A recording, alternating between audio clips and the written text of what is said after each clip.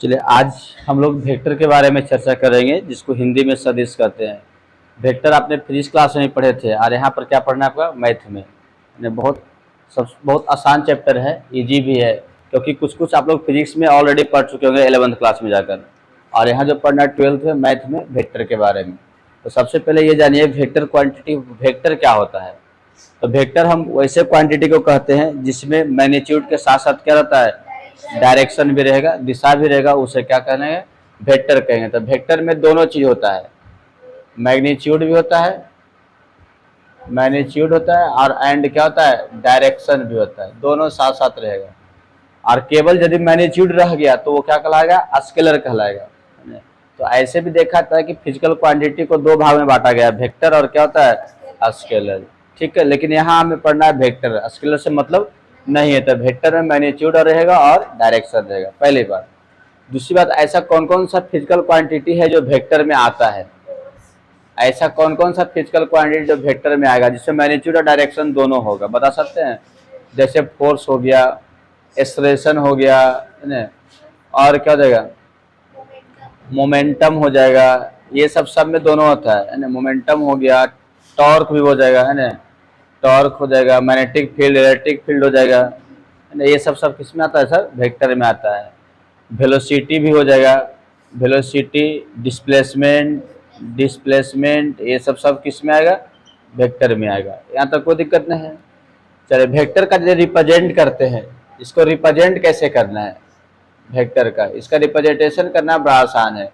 जब भी लिखा आता है कैपिटल लेटर में ज़्यादा करके लिखते हैं, किसमें लिखते हैं, कैपिटल लेटर। स्मॉल लेटर में भी चलेगा, है ना, कैपिटल लेटर, है ना, कैपिटल लेटर। दूसरी बात है, इसमें एरो का प्रयोग किया जाता है, एरो लगाते हैं, या तो फिर बोल्ड लेटर रहता है, बोल्ड लेटर। दो तरीका से, या तो वेक्टर लेटर में एरो लगाइएगा, या तो फिर क्या लेते हैं, बोल्ड लेटर में। जैसे कि देखिए एक वेक्टर लिखना है तो ये लगाकर ऐसे एरो कर दीजिए, है ना, ये वेक्टर हो गया। या तो ऐसे नहीं लिखना है तो फिर ए को पूरा डार्क करके बोल्ड करके लिखिए, है ना, ये क्या हो गया, वेक्टर हो गया, ए वेक्टर। कोई दिक्कत। इसी प्रकार से बी लिखना है तो बी करके ऐसे वेक्टर कर दीजिए, या तो फिर बोल्ड कीजिए। लेकिन आसान होता है, एरो वाला होता है, बोल्ड में कितना उसको रगड़ते रहिएगा, है ना। आपको इस प्रकार से वेक्टर दिया हुआ तो इसको क्या लिखना है, ए वेक्टर करके। कोई ऐसे दिया हुआ है, इसको भी लिखना है बी वेक्टर करके। मतलब रिप्रेजेंट करने वाला जो तरीका होता है वो लेफ्ट से राइट की ओर एरो होता है, लेफ्ट से क्या होता है, राइट की ओर ही क्या होगा, एरो होगा। अब इसमें जानना है, देखिएगा एरो वाले में क्या होता है। जैसे कि ये एरो डालते हैं इस प्रकार से, तो इधर वाला पार्ट हेड कहलाता है, इधर वाला पार्ट क्या कहलाता है, हेड, इधर वाला पार्ट क्या कहलाएगा, टेल कहलाएगा। कोई दिक्कत है। दूसरी बात है, इस प्रकार से लिखा हो तो इसको पढ़िएगा कैसे। इसको पढ़ना है वेक्टर ए, क्या पढ़ना है, वेक्टर ए या ए वेक्टर। वेक्टर आगे लगाइए या तो क्या लगाइए, पीछे लगाइए। इस प्रकार से इसको पढ़ा जाता है। यहाँ तक कोई दिक्कत। चलिए ठीक है। चलिए अब जानना है पोजीशन वेक्टर के बारे में, जिसे हिंदी में हम क्या कहते हैं, स्थिति सदिश कहते हैं। ये बड़ा आसान टॉपिक है। जैसे कि देखिए, मान लीजिए एक्स वाई प्लेन को खींच दिया, आसानी से समझना। ये एक्स हो गया, इधर एक्स डैश, ऊपर वाई, नीचे क्या हो गया, वाई डैश हो गया। कोई दिक्कत। यहाँ पर कोई एक पॉइंट ले लेते हैं जो x1 है और क्या है, y1 है। ये कोई पॉइंट ले लिए x1 और y1। तो क्या कोई एक ऐसा लाइन है जो मूल बिंदु से, ओरिजिन से इसका डिस्टेंस बता सके, ओरिजिन से इसका डायरेक्शन बता सके। तो एक लाइन है, क्या है वो लाइन, वो लाइन ये वाला है। कोई दिक्कत है।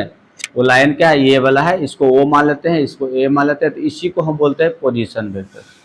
इसी को क्या कहते हैं, पोजीशन वेक्टर। ये पोजीशन वेक्टर कहलाएगा। तो पोजीशन वेक्टर वैसे वेक्टर को कहा जाता है जो किसी पॉइंट को, है ना, ओरिजिन से किस डायरेक्शन में स्थित है या ओरिजिन से कितने दूरी पर स्थित है, ये बताने का काम करता है। तो उसे हम क्या कहते हैं, पोजीशन वेक्टर कहते हैं। अब ए का पोजीशन वेक्टर लिखना है। ए पॉइंट है ना, पॉइंट ए को मतलब x1 और क्या हो गया, y1 का पोजीशन वेक्टर लिखना है। तो बड़ा आसान तरीका से लिखाएगा। कैसे लिखाएगा पोजीशन वेक्टर, तो देख लीजिए। आप x1 है तो x1 में i लगाइए, प्लस y1 है तो y1 में क्या लगेगा, j लगाइए। यही हो गया पोजीशन वेक्टर। यानी इसको OA करके लिखा जाता है, O से लेकर के A तक, O से लेकर के क्या हो गया, A तक। तो OA बराबर x1 i अब प्लस y1 क्या हो गया, जे हो गया। जहां पर आई जे क्या है पता है, आई और जे क्या है, ये यूनिट वेक्टर है। ये क्या है, यूनिट वेक्टर। जब टाइप ऑफ वेक्टर पढ़ाएंगे तो बताएंगे यूनिट वेक्टर है। आई जो है एक्स एक्सिस का यूनिट वेक्टर है, आई किसका है, एक्स एक्सिस का यूनिट वेक्टर है, और जे किसका है, वाई एक्सिस का यूनिट वेक्टर है। तो कोई भी पॉइंट का पोजीशन वेक्टर लिखना रहेगा, आराम से लिखा जाएगा। जैसे कि मान लीजिएगा एग्जाम्पल में, जैसे कि एग्जाम्पल में मान लेते पॉइंट ये दिया हुआ आपका है, पॉइंट है -4 है और 3 दिया हुआ है, इसका है 1 नंबर में। इसका पोजीशन वेक्टर लिखना है तो कैसे लिखिएगा, इसका लिखना है पोजीशन वेक्टर। तो क्या होगा, -4 में आई हो गया, अब +3 में क्या हो जाएगा, जे हो गया। बड़ा आराम से निकल गया। इसी प्रकार से यदि मान लेते हैं 0 है और 4 है, इसका पोजीशन वेक्टर लिखना है तो क्या लिखिए, पोजीशन वेक्टर हो गया 0 आई हो जाएगा, अब 4 क्या हो गया, जे हो जाएगा। 0 नहीं भी लिखा तो कोई दिक्कत है नहीं, तो इसका जो पोजीशन वेक्टर होगा 4J हो जाएगा। क्या हो जाएगा, 4J। यानी कोई भी पॉइंट रहेगा तो शुरू वाला में आई, बाद वाला में क्या हो गया, जे। ये 2 डायमेंशन में हम लोग पढ़ रहे हैं अभी, तो आई और क्या लगाना है, जे लगाना है। यहाँ तक कोई दिक्कत नहीं है। चलिए अब हम लोग समझेंगे डायरेक्शन रेशियो और डायरेक्शन कोसाइन। डायरेक्शन रेशियो को हिंदी में बोलते हैं दिक् अनुपात, दिक् अनुपात। और डायरेक्शन कोसाइन को क्या बोलेगा, दिक् कोसाइन। क्या कहा जाता है, दिक् कोसाइन कहते हैं। इसके बारे में जानना क्या होता है डायरेक्शन रेशियो। देखिए बड़ा आसान से समझिएगा। जैसे कि ये एक्स एक्सिस है, एक्स है एक्स डैश, ऊपर बाई, नीचे क्या हो गया, बाई डैश, है ना। उसके बाद यहाँ पर कोई पॉइंट है, सपोर्ट मान लेते हैं ये पॉइंट है x1 और क्या है y1, कोई पॉइंट है, कोई दिक्कत। ये ओरिजिन है 0 0, यहाँ पर क्या है 0 0। इससे जो ये लाइन मिलाते हैं तो ये जो कहलाएगा पोजीशन वेक्टर। ये क्या पता कहलाएगा, पोजीशन, ओ ए जो होगा पोजीशन वेक्टर। तो पहले इस पॉइंट का, पॉइंट जो आपको दिया हुआ है वो x1 और क्या है y1 है। तो पहले इसका यदि पोजीशन वेक्टर निकालते हैं तो क्या होगा जानते हैं, होगा x1 आई और प्लस y1 क्या होगा, जे हो गया। तो जो x1 और y1 है वही कहलाएगा इस वेक्टर का p, जिसको OA बोलते हैं। OA बराबर x1 आई और प्लस y1 क्या हुआ, जे। ये x1 और y1 जो है यही डायरेक्शन रेशियो कहलाएगा। यही क्या कहलाएगा, डायरेक्शन रेशियो। यही क्या कहलाएगा, डायरेक्शन रेशियो। डायरेक्शन रेशियो का आसान सा कंसेप्ट हो गया, सिंपल हो गया। जैसे कोई वेक्टर दिया हुआ है, सपोज कोई वेक्टर ऐसा लिखा हुआ है a बराबर करके 4i और -3j, तो डायरेक्शन रेशियो क्या होगा इसका, इसका डायरेक्शन रेशियो क्या होगा बता सकते हैं, 4 होगा एंड और क्या हो जाएगा -3 हो जाएगा। 4 होगा और एंड क्या हो जाएगा -3 होगा पहला नंबर में। दूसरा नंबर में कोई वेक्टर b करके दिया हुआ है 4, इसका लिखा i और -2j है, तो इसका डायरेक्शन रेशियो क्या होगा, इसका डायरेक्शन जो रेशियो होगा 1 होगा और तथा एंड क्या हो गया -2 होगा। कोई दिक्कत है तो आराम से डायरेक्शन रेशियो निकल जाएगा। जब डायरेक्शन रेशियो समझ में आ गया तो फिर समझना है डायरेक्शन कोसाइन। डायरेक्शन कोसाइन क्या होता है ये भी समझ जाइए।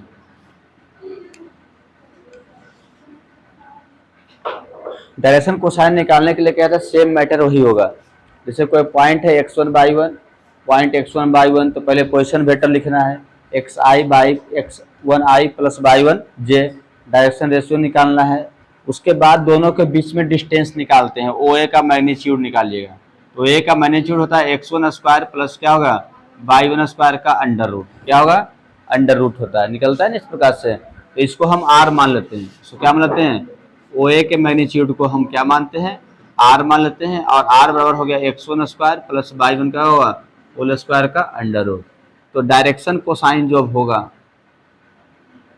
डायरेक्शन कोसाइन जो होता है, ये जो वेक्टर है ना, x के साथ कितने डिग्री का कोण बना रहा है अल्फा, y के साथ कितने डिग्री कोण बना रहा है बीटा। तो यही होगा डायरेक्शन कोसाइन। जो एंगल बनाता है x एक्सिस और y एक्सिस के साथ, यदि उस एंगल में कोस लगा दिए तो उसे हम क्या कहते हैं, डायरेक्शन कोसाइन कहते हैं। जैसे कि देखिए कॉस अल्फा बराबर जो हो जाएगा डायरेक्शन कोसाइन में, कॉस अल्फा वो निकलेगा तो वो होगा x1 बटे अंडर रूट x1 का होल स्क्वायर और प्लस क्या हो जाएगा y1 का होल स्क्वायर। फिर कॉस बीटा जो होगा वो क्या होगा y1 बटे अंडर रूट x1 का होल स्क्वायर और प्लस क्या हो जाएगा y1 का होल स्क्वायर। इस प्रकार से डायरेक्शन कोसाइन निकलता है। कोई दिक्कत? यदि यही वेक्टर 3D में रह गया, यही वेक्टर किस में रह गया 3D में, तो कैसे निकलेगा डायरेक्शन कोसाइन, वो भी समझ आइए।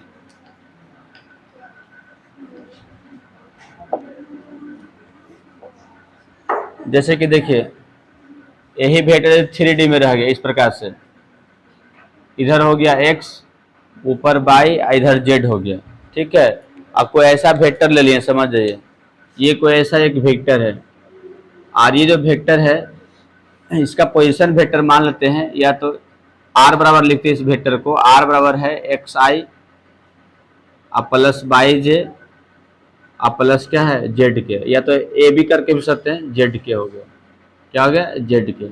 ये वेक्टर मान लिए r बराबर, ये इसके साथ x एक्सिस के साथ कोण अल्फा बना रहा है, y एक्सिस से कोण क्या बना रहा है बीटा बना रहा है, z एक्सिस के साथ कोण क्या बना रहा है गामा बना रहा है। 3D में भी समझ जाइए। तो पहले हमें क्या लिखना है, इसका डायरेक्शन रेशियो निकालना है। तो डायरेक्शन रेशियो बड़ा आसान हो गया। क्या होगा डायरेक्शन रेशियो? ऐसे इसको हम एक्स आई बाई जे करके नहीं लिखते हैं, ए करके लिखते हैं, ए आई प्लस बी जे, आप प्लस क्या लिखते हैं सी के। इस प्रकार से इसको लिख रहे हैं आर बराबर। तो पहले इसका आर और ये वेक्टर है ए आई बी जे प्लस क्या है सी के दिया हुआ है। एक्स एक्सिस के साथ कोण अल्फा बना रहा है, वाई एक्सिस के साथ बीटा और जेड एक्सिस के साथ क्या बना रहा है गामा बना रहा है। तो पहले इसमें हमें डायरेक्शन रेशियो निकालना है। क्या निकालना है? Direction ratio. तो आपको पता है कौन होगा डायरेक्शन रेशियो? क्या होगा? ए होगा, बी होगा और क्या होगा सी होगा। ए कॉमा बी कॉमा और क्या हो गया सी, ये निकल गया डायरेक्शन रेशियो। अब बात रह गया डायरेक्शन कोसाइन निकालना है। क्या निकालना है? Direction cosine. तो डायरेक्शन कोसाइन कैसे निकालिएगा? तो डायरेक्शन कोसाइन में 3 एंगल है, अल्फा बीटा और क्या है गामा है। तो एक होगा कॉस अल्फा, उसको यल बराबर मान लेते हैं, एक क्या हो गया कॉस अल्फा। अब कॉस अल्फा कैसे निकलेगा? तो ए बटे under root A square plus B square और प्लस क्या होगा सी स्क्वायर होगा। क्योंकि ए है कॉस के लिए एक्स, ए है एक्स एक्सिस में, बी क्या है वाई एक्सिस में, सी क्या रहेगा जेड एक्सिस में, क्योंकि यूनिट वेक्टर से पता चल रहा है। ठीक है, तो इस प्रकार से निकला यल। दूसरा डायरेक्शन कोसाइन होगा यम बराबर कॉस बीटा, और कॉस बीटा बराबर क्या होगा बी बटे हो गया under root A square plus B square और प्लस क्या हो गया सी स्क्वायर।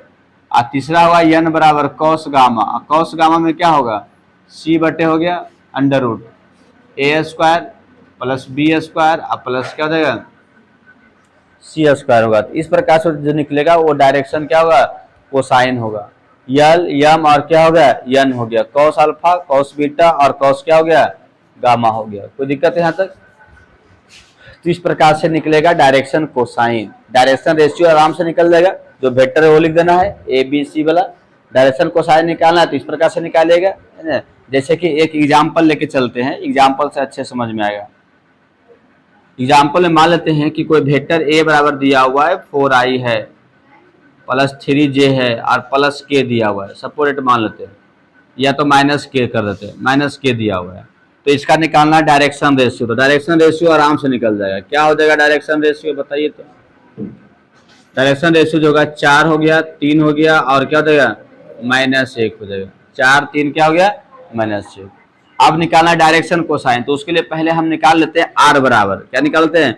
आर बराबर क्या होगा 4 का होल स्क्वायर प्लस 3 का होल स्क्वायर अब प्लस -1 का क्या हो गया होल स्क्वायर का अंडर रूट। 4 चौक 16, 3 तिया 9 और 1 9 1 10 और 16 क्या हो गया 26, अंडर रूट क्या हो गया 26 हो गया। कोई दिक्कत? अब डायरेक्शन कोसाइन में क्या होता है? पहला फॉर्मूला, डायरेक्शन कोसाइन यदि निकालना है, डायरेक्शन कोसाइन तब निकालना है, तब पहला फॉर्मूला होता है यल बराबर ए बटे अंडर रूट यानी एल बराबर cos alpha A square plus B square plus क्या होगा सी स्क्वायर। तो ए के जगह पर क्या होगा बता सकते हैं? 4। क्या होगा 4, 4 बटे रूट क्या हो जाएगा 26। यल बराबर एम बराबर क्या होगा 3 बटे रूट क्या हो जाएगा 26 हो जाएगा, क्योंकि बी बटे इतना होगा। अब बी के जगह पर 3 रखाएगा और नीचे इतना जगह पर क्या होगा रूट 26 हो गया। यन है तो यन बराबर क्या हो जाएगा -1 बटे रूट क्या हो गया 26 होगा। तो इस प्रकार से क्या निकलता है डायरेक्शन कोसाइन निकाला जाता है। तो डायरेक्शन कोसाइन भी निकालना बड़ा आसान हो गया। इसमें कुछ फॉर्मूला होता है जो देख लीजिएगा। फॉर्मूला क्या होता है इसके बारे में चर्चा करते हैं।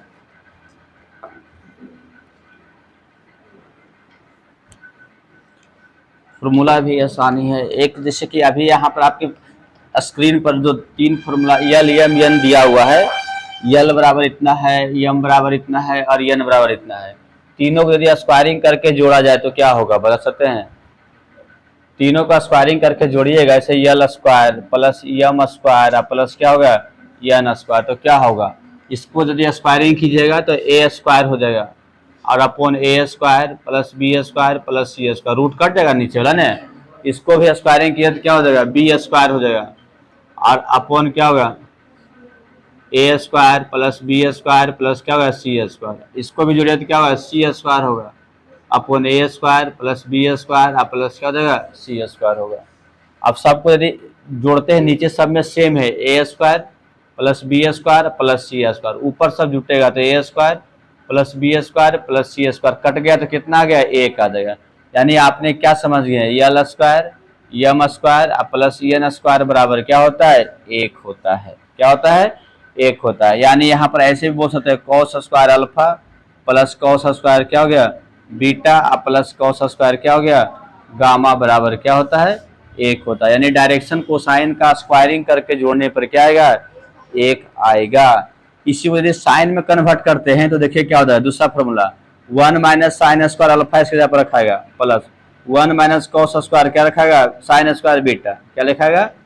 साइन स्क्वायर बीटा रखाएगा प्लस 1 माइनस साइन स्क्वायर क्या रखा जाएगा? गामा। यदि साइन स्क्वायर में कन्वर्ट करते तो बराबर एक होगा। पढ़े थे ना कॉस स्क्वायर अल्फा बराबर 1 minus sine square alpha, cos square beta 1 minus sine square beta, cos square gamma बराबर 1 माइनस क्या होगा? साइन स्क्वायर गामा बराबर एक हो गया। 1 1 1 3 हो जाएगा, उधर गया तो -3 हो जाएगा, इधर बच गया देखिए माइनस, बाहर इधर क्या बच गया? Minus sine square alpha minus sine square क्या बच गया? बीटा और माइनस साइन स्क्वायर क्या बच गया? गामा, उधर गया 1 माइनस क्या हो गया? 3। अब ये माइनस कॉमन लीजिए तो sign square alpha plus sign square क्या हो गया? बीटा और प्लस साइन स्क्वायर क्या हो जाएगा? गामा, और उधर बराबर क्या हो गया? -2, माइनस माइनस क्या हो गया? कट गया। तो हम यहाँ फाइनली क्या कर सकते हैं? यही कर सकते हैं कि sign square alpha plus sign square beta और प्लस साइन स्क्वायर गामा बराबर क्या होता है? एक होता है। तो ये प्रॉपर्टी हो गया किसका? डायरेक्शन कोसाइन का। क्या हो गया? डायरेक्शन कोसाइन का। कोई दिक्कत? बराबर 2, हाँ बराबर क्या हो जाएगा? 2 हो जाएगा। यहाँ तक कोई दिक्कत नहीं है, समझना बड़ा आसान है। ठीक है, देखिए अब क्या समझना है, हमें समझना यही है कि कोई वेक्टर ऐसा दिया हुआ है, सपोर्ट मान लिया कोई वेक्टर दिया हुआ है, वेक्टर और वेक्टर जो लिखा हुआ है आर बराबर, क्या लिखा हुआ है? आर बराबर है ए आई प्लस बी जे और प्लस क्या है? सी के। तो बड़ा इंटरेस्टिंग चीज समझा रहे, सारा प्रॉब्लम बनेगा इससे, डायरेक्शन रेशियो डायरेक्शन कोसाइन से रिलेटेड जितना भी प्रॉब्लम रहेगा सब बन जाएगा। आर बराबर इतना दिया हो, ए आई प्लस बी जे प्लस क्या है? सी के। पहली बार यदि पूछेगा व्हाट इज डायरेक्शन रेशियो तो क्या बताइएगा? इसमें डायरेक्शन रेशियो क्या है तो क्या बताइएगा? तो आंख मूंद कर डायरेक्शन रेशियो जब पूछेगा तो बोलेगा ए है, बी है और क्या है? सी है। ए है, बी है और क्या है? सी, सब प्लस में है। दूसरी बात पूछ दिया कि डायरेक्शन कोसाइन क्या है, डायरेक्शन कोसाइन क्या है, तो आप क्या क्या बताइएगा? ये बोलिएगा वो यल है, यल का मतलब कॉस अल्फा, नहीं हो गया? यानी यल है। और यल निकालने के लिए पहले हम निकालते हैं मोड ऑफ आर निकालते हैं, जिसको हम आर बराबर भी कल लिख सकते हैं। आर बराबर जो होगा A square plus B square और प्लस क्या होगा? सी स्क्वायर का अंडर रूट, ये निकालते हैं। और उसके बाद कहते हैं कि पहला जो है यल है और यल बराबर होगा ए बटे आर, फिर बी है, बी बराबर क्या होगा? बी बट सॉरी यम है, यम बराबर क्या होगा? बी बटे आर, बी बटे क्या होगा? आर, फिर एन है, एन बराबर क्या होगा? सी बटे आर। तो ये निकल गया direction cosine, L M N, ये क्या है? Direction cosine. आर बराबर इतना होता है, ये तो पता चल रहा होगा। दूसरी बात, दोनों निकल गया, फिर इसमें रिलेशन पूछा जाएगा तो क्या बताइएगा? L square plus M square और प्लस एन स्क्वायर बराबर क्या होगा? एक होगा। क्या होगा? एक होगा। अब इसका जस्ट उल्टा चलते हैं, क्या चलते हैं? अपोजिट में चलते हैं। अपोजिट में क्या चलना है जो देखिएगा, आपको डायरेक्शन कोसाइन दिया हुआ है, ठीक है? डायरेक्शन कोसाइन दिया हुआ है, डायरेक्शन कोसाइन, डायरेक्शन कोसाइन क्या दिया हुआ है, यल दिया हुआ है, यम दिया हुआ है और क्या दिया हुआ है, यन दिया हुआ है। तो जो लिखिएगा वेक्टर इस प्रकार से यल आई करके, इसमें आई लगा दीजिएगा, यम में जे लगा दीजिएगा और यन में क्या लगाइएगा, के लगाइएगा। तो ये जो निकलेगा यूनिट वेक्टर निकलेगा। ये क्या निकलेगा, यूनिट वेक्टर होगा। समझ में आ रहा है ना, ये क्या होगा, यूनिट वेक्टर। यानी डायरेक्शन कोसाइन में आई जे के लगाकर जब लिखते हैं तो वो क्या लिखाता है, यूनिट वेक्टर लिखाता है। लेकिन यदि डायरेक्शन रेशियो दिया रहेगा, डायरेक्शन रेशियो यदि आपका दिया हुआ है ए बी और क्या है सी है, तो ये जो लिखिएगा आई जे करके लगाएगा तो वो वेक्टर लिखाएगा, ए आई प्लस बी जे और प्लस क्या होगा, सी के लिए हुआ, प्लस क्या होगा, सी के। मतलब ए में आई लग गया, बी में जे लग गया, सी में के लग गया, तो ये क्या हो गया, आर वेक्टर हो गया।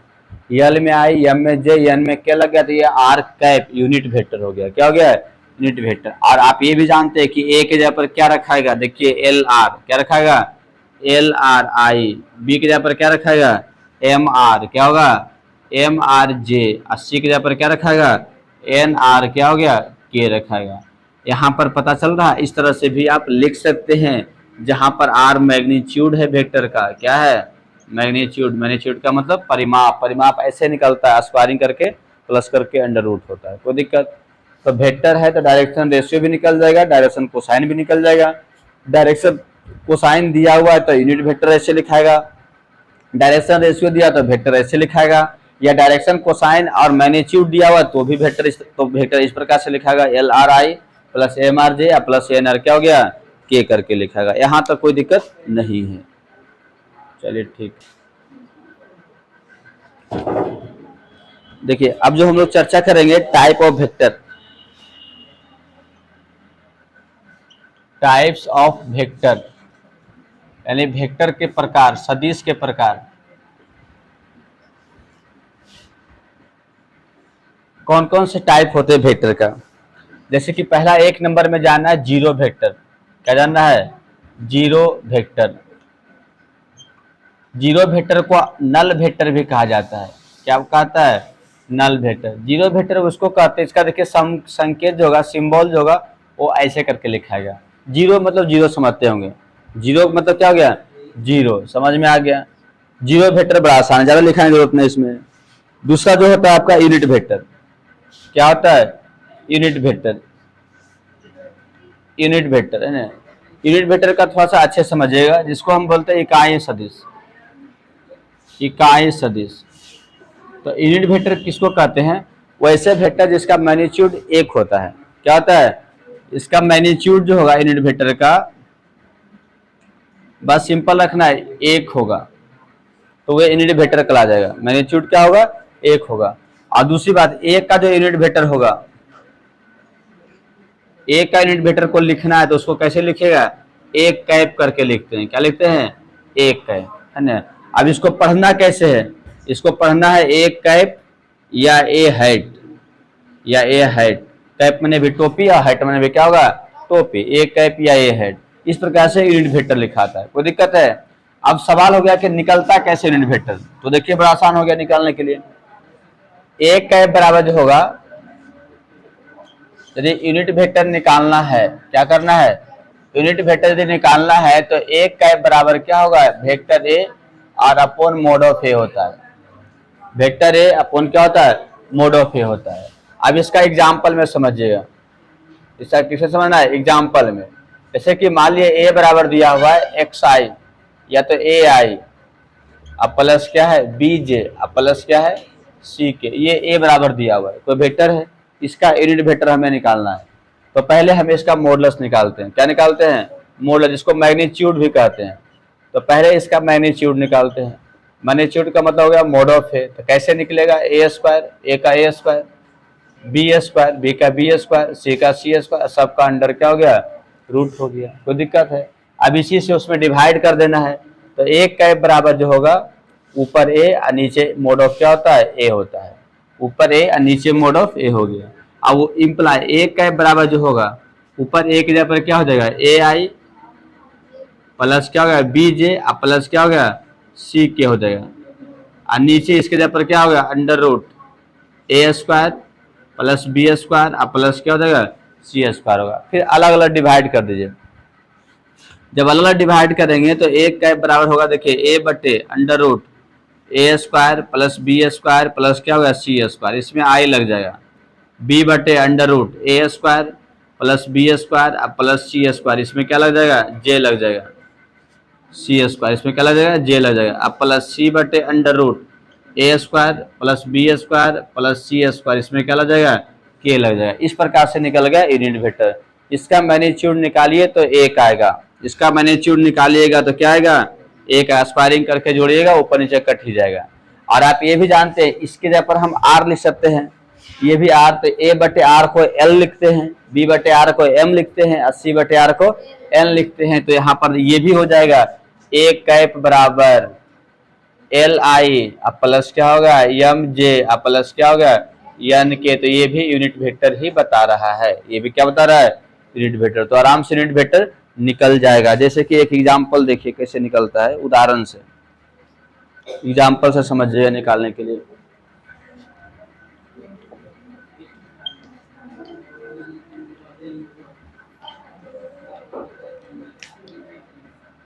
देखिए एग्जाम्पल, शांत रहिएगा।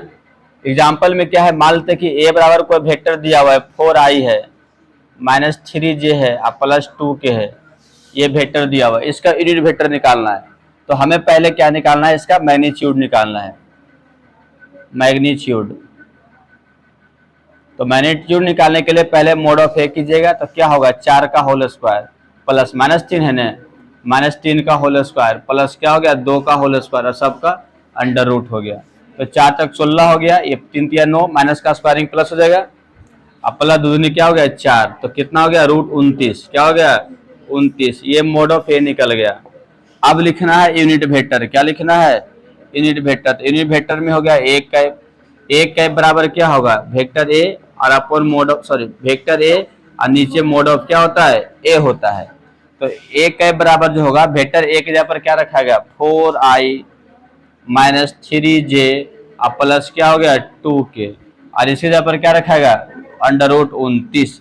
अब अलग अलग डिवाइड कीजिएगा तो एक कैप बराबर होगा, ये आ रहा है नीचे देखिए तो, ठीक है।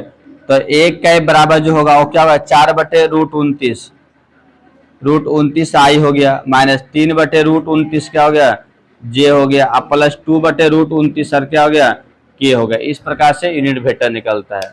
यूनिट वेक्टर निकालने में कोई दिक्कत नहीं है, आराम से निकल जाएगा। ये सब आप लोग फ्री से ही पढ़े होंगे 11th क्लास में।